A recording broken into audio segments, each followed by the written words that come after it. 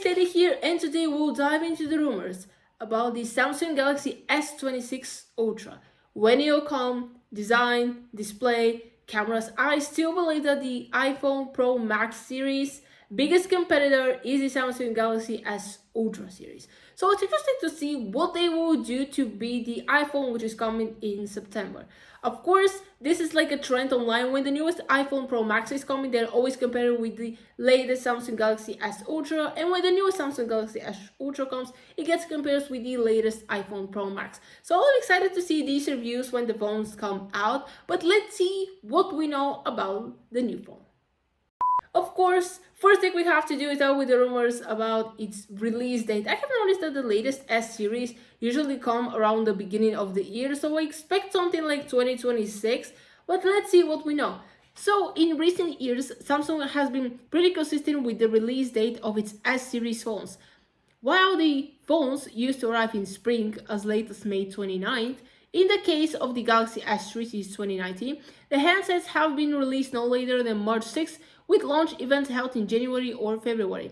It's been trending earlier too. The Samsung Galaxy S25 arrived on February 7th, while the S24 launched in January 31st. In other words, it's extremely likely that the Samsung Galaxy S26 Ultra will be on shelves by mid-February, with an event around 2 weeks ahead of its release date. The big question is whether Samsung will seek to increase the price in 2026.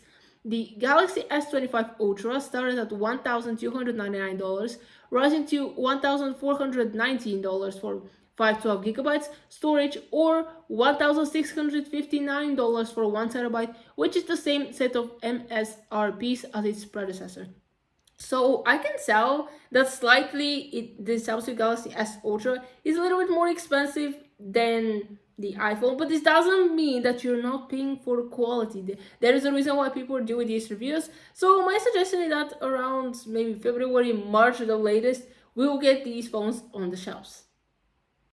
Another thing that we would like to see in the new phone is the design. I have noticed that recently the iPhones and the Samsung Galaxy S series, they haven't changed their design that much. If you look at the Pro Max versions on the iPhone and the S25 Ultra and the others, they haven't changed that much. Like, yes, they still have the same cameras. Maybe they can change the colors, the size of the cameras, but overall it looks the same. So it's interesting to see what the design changes will be this year. So Samsung Galaxy Ultra phones haven't changed their designs too much in recent years, and so far there is little evidence to suggest the Galaxy S26 Ultra will look dramatically different either. However, there are a couple of small changes that could deliver some added style points. For starters, it sounds like the phone will be getting thinner. The reliable tipster Ice Universe believes that the phone will be between 7 and 8mm thick, with a slightly increased width and height. For reference, the S25 Ultra is 0.32 inches or 8.1mm thick, meaning the change will barely be noticeable or quite a big difference depending on where exactly it lands. Worryingly, for fans of the S Pen, the new thickness might be achieved by reducing the versatility of the stylus. In June, the leaker Panda Flash Pro claimed the Samsung would be removing the S Pen digitizer, which is responsible for features like pressure sensitivity and hovering options, though he later claimed that Samsung were dissatisfied with the test results, so hopefully that means it's safe for now. As we can see, there are no dramatically changes. Maybe it will get thinner. I don't genuinely understand what's the obsession with making devices thinner. Apple did it with their iPad Pro, now Samsung with their newest phones, they did it as well. So maybe it's like a trend going on, but I'm just excited to see how can you fit all these parts that are used to build a phone into such a thin device. Maybe you have to get rid of something, maybe you have to optimize something. So for the people who use the S Pen, well, maybe you'll get all the features that you still do. One of the most important things when you're buying a phone is the camera. So it's interesting to see what Samsung plans to do to beat the iPhone and outsmart themselves. So it's like we have this feature in the new model which we didn't have in the older one, so it is worth the upgrade. So earlier in the year, Ice Universe suggested that Samsung might resurrect the variable rate aperture for the S26 Ultra. It would be the first time such a feature had appeared in the Samsung phone since the Galaxy S10 in 2018, although Samsung did add a virtual aperture control with the S25 Ultra. However, in August, Ice Universe claimed that the main camera will use a focus 1.4 aperture with the same 200 megapixel main sensor as the previous generation.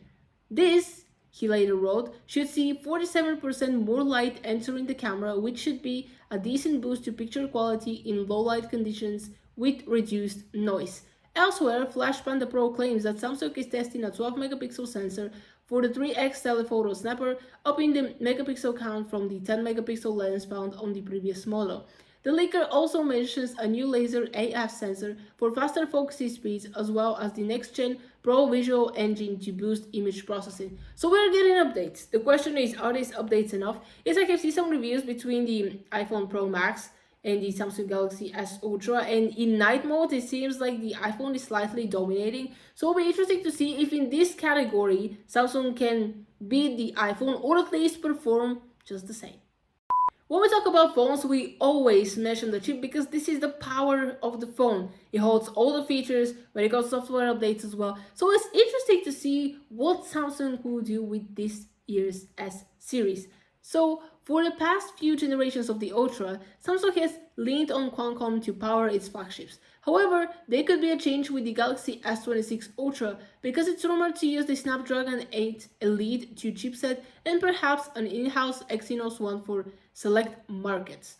Early rumors point to Samsung going with the Exynos 2600 chipset in some markets, which came from the known leaker Junkan Loss Reed. However, the leaker goes on to state that due to reportedly low yield, it is likely to be equipped mainly in European models. If accurate, this would be a return to a previous norm for the Samsung, where it shipped flagship models with the Exynos chip in select countries, and Qualcomm made Snapdragon silicon in others such as the US. Meaning the Samsung Galaxy S26 Ultra should be set to adopt the upcoming Qualcomm Snapdragon 8 Elite Gen 2 chipset.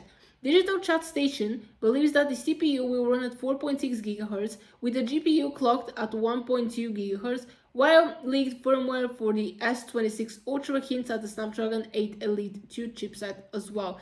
So maybe some countries will stay with Qualcomm, maybe Europe will get a new chip, housemate as well. You know, Apple is doing their M series chips at home for the iPhone as well, so it'll be interesting to see if Samsung will follow this or they will still use Qualcomm as their supporter. I'm sure I'm not the only one for who the battery life of a phone or any device is important. For me, if the battery life of my phone doesn't last me throughout the day and I have to mid-charge it, I don't think this is good, and I either have to change the battery or change the phone. So I'm interested to see what Samsung will do for the next generation of the S series. So Samsung Galaxy Ultra phones have maintained a 5000 mAh battery capacity since the Galaxy S20 Ultra arrived in 2020. Earlier in the year, it seems this would finally change with the news that Samsung was looking into adopting silicon carbon batteries capable of packing more capacity into the same space. However, it now seems likely that Samsung will instead be using this as an opportunity to reduce the battery's footprint without touching the capacity. Both Galaxy Club and Ice Universe claim that 5000 mAh is here to stay for another year. However, there is some good battery news for power users. Leaked code from One UI 8.5 suggests that charging speed will jump to 60 watts, a 15-watt improvement on the 45-watt charging of the S25 Ultra. So yes, you might get faster charging, but when it goes to the battery capacity, probably it will stay the same as it was since 2020. So yes, even if they put more battery, probably new features will take a little bit of it as well. So technically it kind of stays the same, but it will be still a good thing to have a great battery life.